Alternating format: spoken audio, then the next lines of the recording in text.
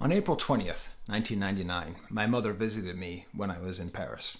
So I was there, and she stayed at this hotel on, I believe, Avenue Colonel Moll in the 8th arrondissement. And if you know anything about history, you know that that was the day that Columbine happened. Now, the thing to know about my mother is she kind of hid her power level. So she didn't really let you know how smart she was, except for very little small instances where she just sort of let things out that kind of were like, whoa, whoa. You know, my dad was a very smart guy, very gregarious, liked to talk, liked to dominate the conversation. So anytime that my mom would say something that would really like jump out to me, it stays in my mind. I mean, she used to hide her power level so great that 10 minutes after the story I'm about to tell you, we went downstairs and she started talking to the person at the front desk of the hotel. And it turns out she was fluent in French. I had no idea. She told me that she spoke a little, but that she forgot it all. And here she is using passé composé and imparfait perfectly. Anyways, I remember very specifically being in the hotel room while my mom was unpacking, saying how happy I was to see her. Oh, are you jet lagged or this or that? And then Columbine had just happened.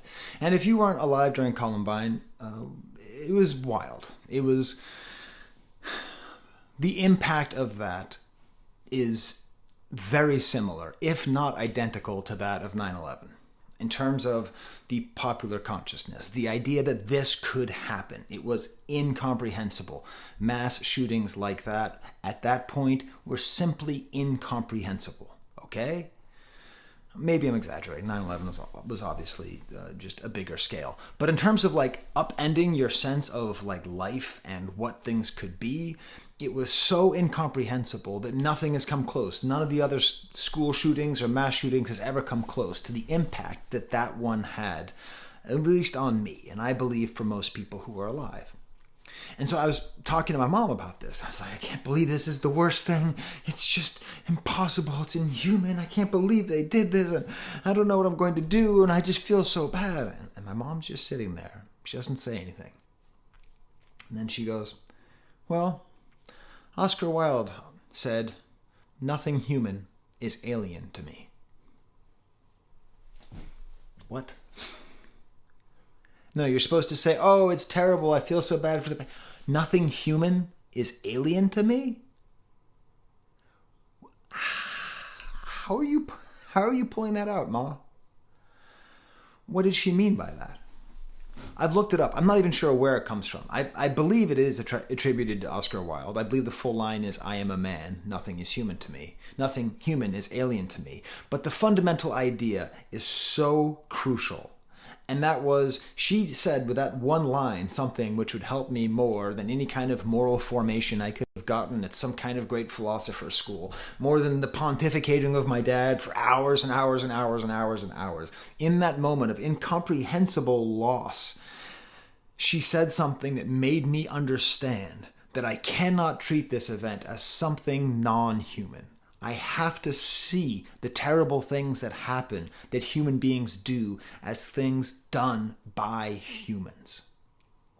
To deny that is to misunderstand the problem and also, as we will see, be the easy way out. Now, what does that have to do with the clickbaity thumbnail? This is Professor Sky's spam channel where I talk about stuff that's not new music. Recently, former President Donald Trump gave a speech about somebody who murdered somebody, okay? An illegal alien who murdered somebody, and the murder's terrible, and I feel bad for the family, and I feel bad that the person was killed. I think the fact it was an illegal alien is completely immaterial, but that doesn't matter, okay? Or a citizen, or I suppose, an immigrant without legal papers. I don't know what the proper term is. It doesn't really matter, because what we're talking about here is what he said, okay? He said that the person who killed this woman was an animal. And then he said, the Democrats say, please don't call them animals. They're humans. I said, no, they're not humans. They're not humans. They're animals.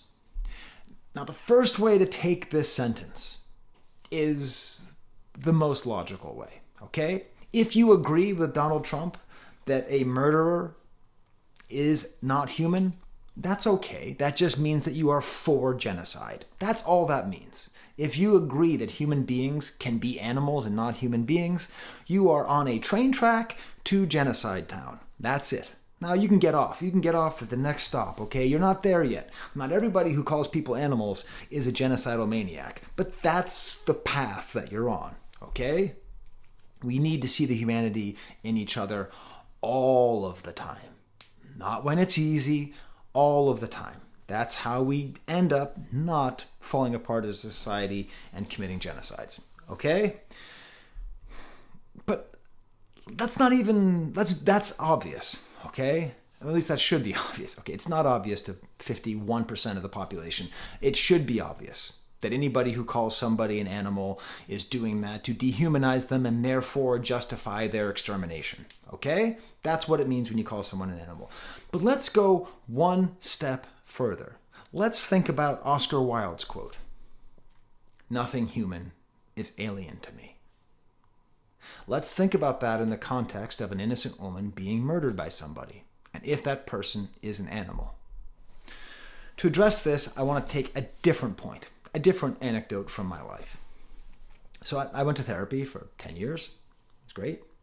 And I was just talking once about a friend of mine. I'm not in touch with this friend anymore, but we were very close at a certain period of time. I was close with his family. And I always sort of got something. Like, he was very inappropriate sexually. His sister was very inappropriate sexually. There was just this weird vibe going on. The way that the sister would go on to act out in her later life. Everything pointed to just how clear it was that there was rampant sexual abuse in this family. Okay?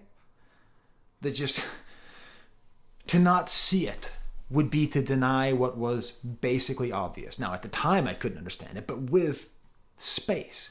So I was saying this to my therapist, and I was like, because I was thinking, because it would really hurt me, and some of the things that he did were very, very, very, very not cool to me, right? So it's kind of a personal story on that aspect.